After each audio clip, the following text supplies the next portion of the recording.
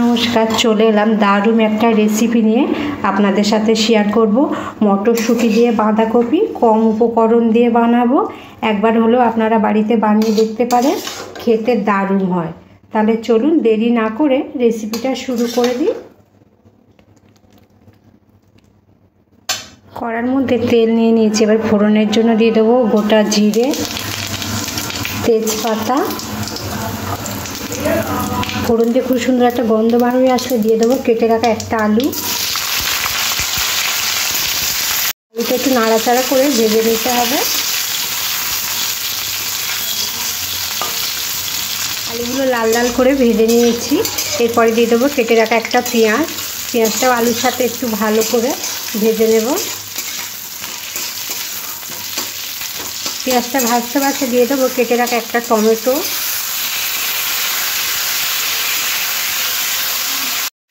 সবগুলো খুব ভালো করে ভাজা হয়ে গেলে দিয়ে দেবো এখানে মটরশুঁটি। মটরশুঁটিটাও সব কিছু একসাথে ভেজে নেব। তারপরে দিয়ে দেবো আদা জিরে বাটা।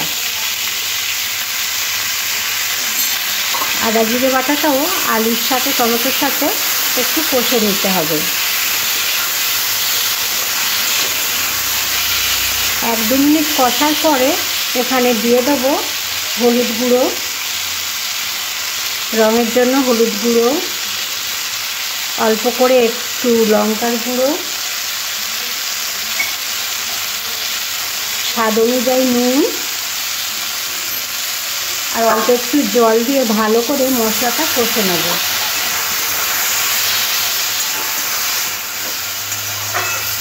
দু থেকে 3 মিনিট ভালো করে কষার পরে এখানে দিয়ে দেবো কেটে রাখা বাঁধাকপি।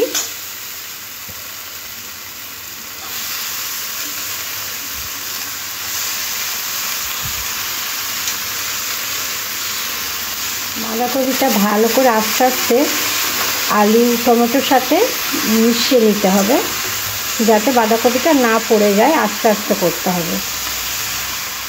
এরপরে গ্যাসটা মিডিয়াম টু লোতে রেখে ঢাকা দিয়ে দেবো। এরপরে ঢাকাটা উঠিয়ে নেব। দেখুন বাঁধাকপিটা কতটা নরম হয়ে গেছে, আর বাঁধাকপিতে অনেকটা জল বার হয়ে গেছে। এরপরে দিয়ে দেব এখানে একটু চিনি। বাঁধাকপিতে একটু চিনি দিলে খেতে বেশ ভালো লাগবে, মিষ্টি মিষ্টি খেতে ভালো লাগবে। আর তার সাথে 2খানা কাঁচা লঙ্কা দিয়ে দেবো। আর আগে থেকে নুন আর হলুদ মাখিয়ে চিংড়ি মাছটা ভেজে রেখেছিলাম, চিংড়ি মাছটাও দিয়ে দেবো। দিয়ে ভালো করে মিশিয়ে নেবো। আর বাঁধাকপি দিয়ে যে জলটা বার হয়েছে, এই জলটার মধ্যে বাঁধাকপিটা সিদ্ধ হয়ে যাবে। এখানে আর আমি আর জল দেব না। এবার গ্যাসটা একদম কম আছে, 15 থেকে 20 মিনিট ঢাকা দিয়ে দেবো। তাহলে বাঁধাকপি খুব ভালোভাবে সিদ্ধ হয়ে যাবে আর রান্নাটাও কমপ্লিট হয়ে যাবে। 20 মিনিট পরে ঢাকাটা খুলে নেব। দেখুন বাঁধাকপি আলু খুব ভালোভাবে সিদ্ধ হয়ে গেছে। খুন্তি দিয়ে একটু ঘেটে ঘেটে দেবো, তাহলে খেতে বেশ ভালো লাগবে। একদম রেডি হয়ে গেছে বাঁধাকপিটা মটরশুঁটি দিয়ে। এটা যারা রুটি দিয়ে খেতে ভালোবাসে, রুটি দিয়েও খেতে পারবে, ভাত দিয়েও খেতে পারবে। একদম কম সময়ের মধ্যে বাঁধাকপি তরকারিটা বানিয়ে নিলাম। আশা করছি রেসিপিটা আপনাদের সবার খুব পছন্দ হবে। আর পছন্দ হলে লাইক শেয়ার কমেন্ট করতে ভুলবেন না। তাহলে আজকের মতন এখানেই শেষ করলাম। গ্যাসটা অফ করে দিয়ে নামিয়ে নেব।